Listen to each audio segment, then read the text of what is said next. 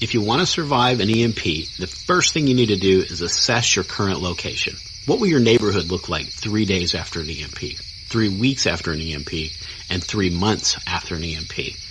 Remember, an EMP means the end of civilization as we know it.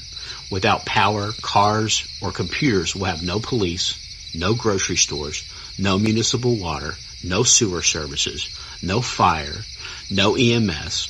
If you're in a metropolitan area, the images we've been watching from Venezuela of looting and food riots, those are all going to be happening in your neighborhood within the first day or two after an EMP. 3 weeks into the crisis, cities will be filled with the stench of rotting corpses. Without water, you can survive roughly 3 days, and the majority of the population has no idea how to filter water, purify water. 3 weeks after the EMP, people in the cities with no survival skills will have either died of dehydration or waterborne illnesses. The people who are still alive will be either those with survival skills who've prepared beforehand or the hardcore criminal element who've taken what they need by violence. You do not want to try to ride out the aftermath of an EMP near a major population center. Must do number 2. Decide where you're going to ride out the chaos.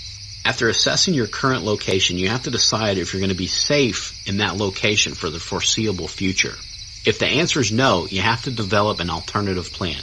This is a huge task, so start thinking about it now. Do you have friends or family who live in a rural location that you could go to within 24 hours? Remember that you probably won't have a vehicle unless you own a car built before 1980. Even then, you want a contingency plan.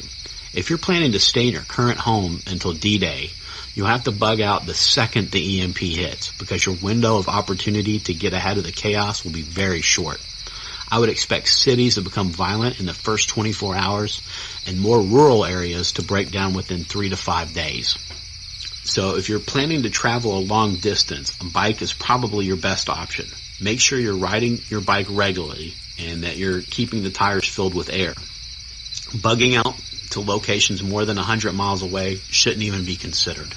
A big problem for many is that they work in the city and they can't uproot their family, which would cause a major personal financial crisis. And doing all of that for a threat that may never happen. If that's you, consider moving to the suburbs. You'll have to pay for it with a long commute, but your reward will likely be a larger property at a lower price. Hopefully you'll be able to find a home with more room for storing supplies and a bigger yard to plant fruit trees and start a garden. While it's not the best solution, it will raise your chances of survival. And in a scenario like an EMP, every little advantage can be the difference between life or death. Must do number 3.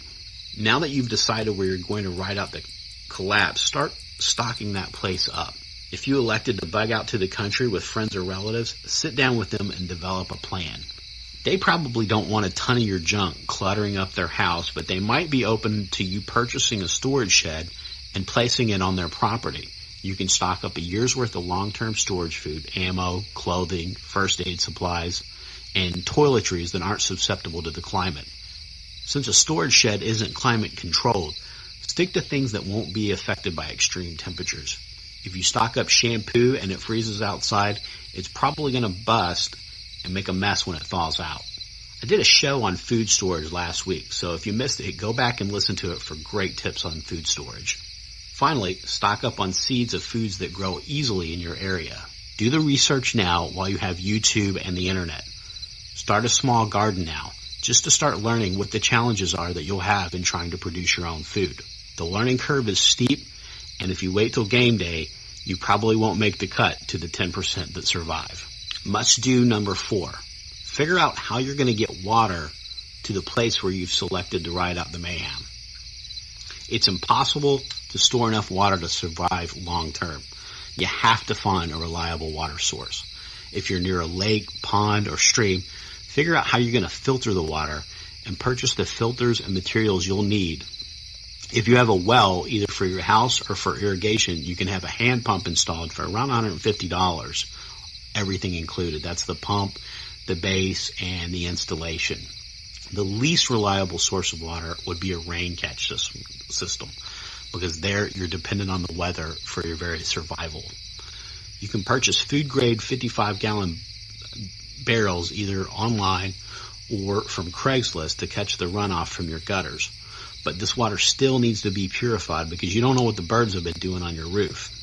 You'll need to store as much water as you can every time it rains because you never know when the next dry spell is coming. Must do number 5, secure your retreat. Regardless of how far you are, desperate people are going to come knocking. If you're planning on taking others in, make provisions for them now. Do not alter your plan after the EMP happens. Obviously, you'll need the proper weapon systems to fend off attacks and looters. You'll need enough people to maintain a 24-hour guard. One more thing that I want to give you, and we'll think of it more as a bonus tip for surviving an EMP than a must-do, but you want to think about bartering. You don't want to, this isn't something you want to depend on. You want to have all your supplies, all your food, all of your weapons, your ammo, your clothing, everything that you could possibly think that you're going to need already pre-positioned on the property that you're planning on riding out the chaos.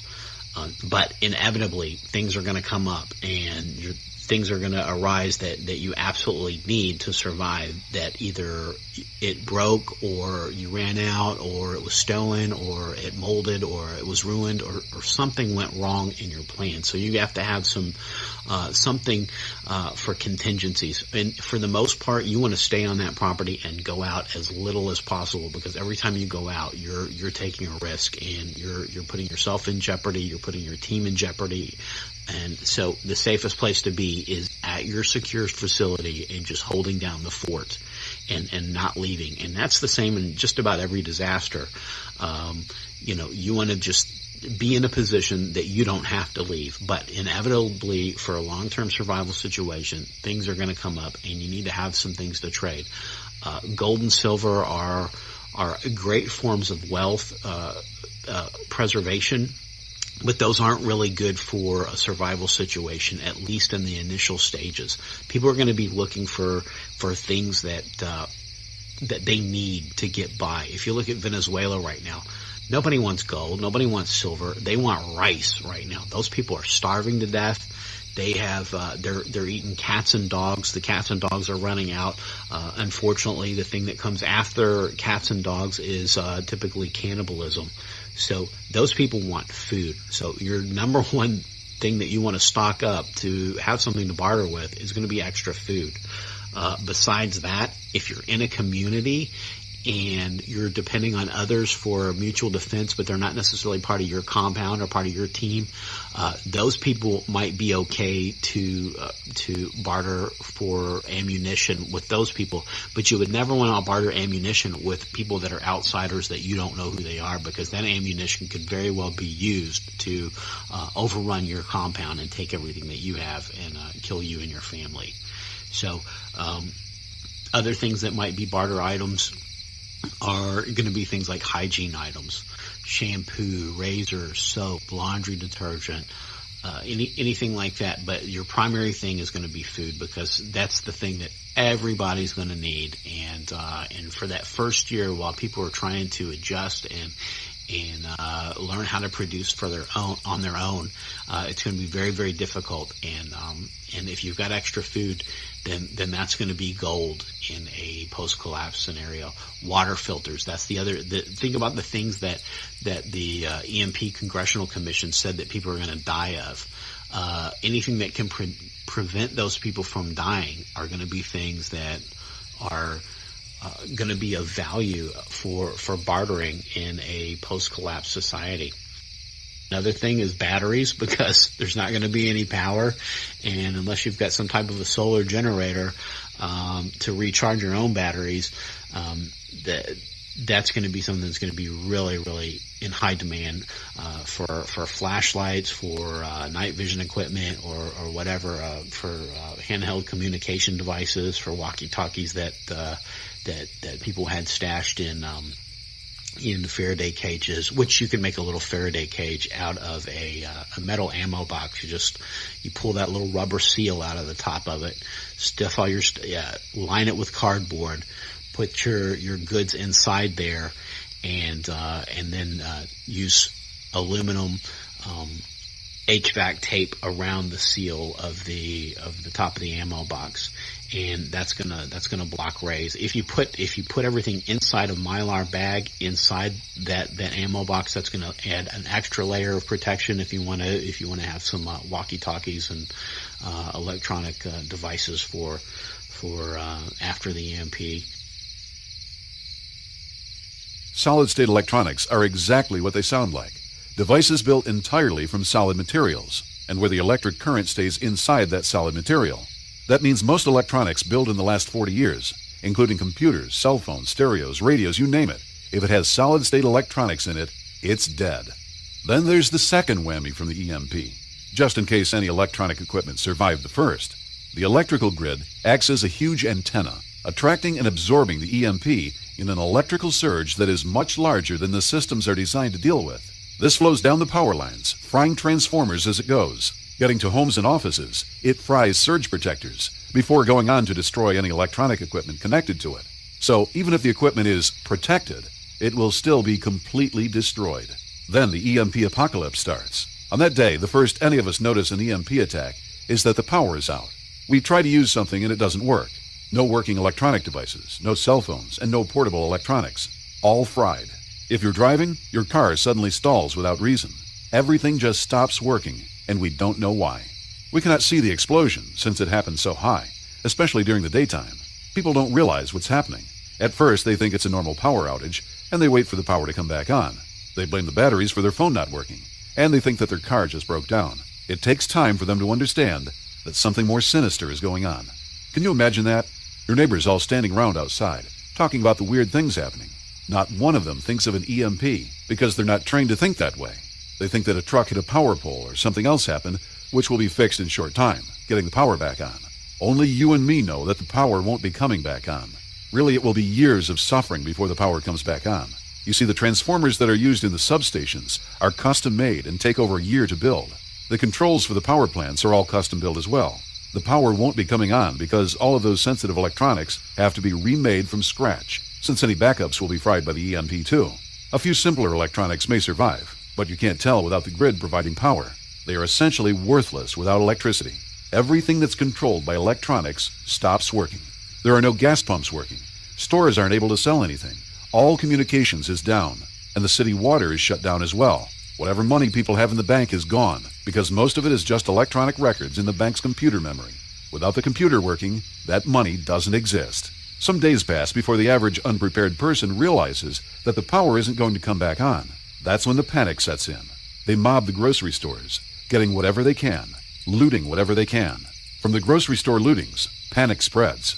People invade convenience stores, hardware stores, liquor stores, and even electronic stores, not realizing those electronics are fried inside. Stores everywhere are ransacked, and everything that might be useful for survival is stolen. The average person is unprepared for any real emergency. They have somewhere between 3 days and a week's worth of food in their homes. Their emergency supplies are mostly a flashlight, an extra blanket, and a bag of charcoal for the grill. Without the infrastructure we depend on to provide our needs, many people die. Then people start dying in waves. Disaster experts have laid out 5 waves of death that will sweep through the country. First, we lose the sick and elderly. There are many people in our modern society who can't survive without medicines. Without their medicines, their bodies can't keep going. Everyone from diabetics to people with severe mental problems start to die off when they run out of meds. The second wave of deaths is caused by disease. Without running water and water treatment, human waste disposal becomes a problem, triggering an epidemic that sweeps through populations. Many die of diseases that America's doctors haven't had to deal with for generations. Without their modern laboratories, hospitals, and medicines, doctors are limited in what they can do, forced to leave many to die, who they could have saved a few short months earlier. Third, food becomes scarce, and starvation rages across the country. FEMA stockpiles will only feed people for a few days. With high-tech farm equipment wiped out, food will rot on farms, uneaten, while people a few hundred miles away die from hunger. Only the small farmers will be able to keep their crops alive, and that'll only be enough to keep their families alive. Many pets die a slow death when there's nobody there to feed them or let them loose. Children get frail and starve, while their parents weep because they can't provide. The fourth wave of deaths comes with the winter, combining starvation with a lack of heat. Many freeze to death that first winter, with nobody to mourn their agonizing demise or to give them a decent burial. Those who are still alive are too weak to take care of the dying, let alone bury the dead in the ground that is frozen rock hard. With rampant famine and disease, society will break down. That's when the fifth and final phase of deaths hits, and it's the worst to think about. Men will start roaming the streets, going from house to house, preying on each other, stealing what they want and forcing their will on others. Rape will become commonplace, as women are forced to sell their bodies for food.